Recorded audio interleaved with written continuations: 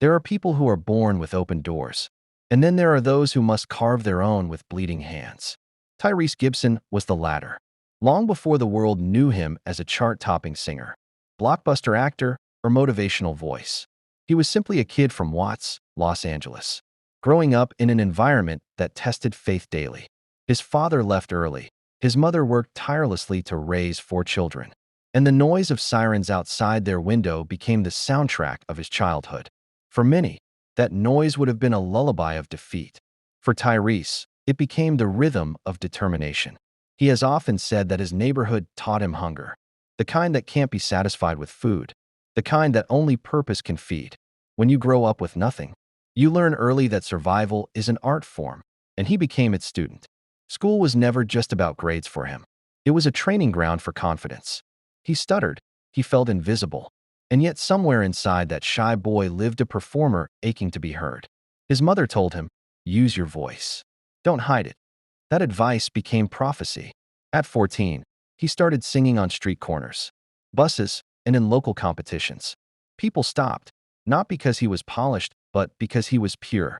His voice carried emotion raw enough to silence noise. And in a city where dreams often die young, that was something sacred. By 17, fate tested him with an unexpected opportunity. Coca-Cola was holding auditions for a new commercial jingle. Tyrese showed up with borrowed clothes and no expectations. He sang one simple line, "Always Coca-Cola," with so much soul that the room went still. That one moment, captured in 15 seconds of national airtime, changed the trajectory of his life. Overnight, the kid from Watts became the voice of an entire campaign. But what most people saw as a miracle was really the result of years of unseen struggle.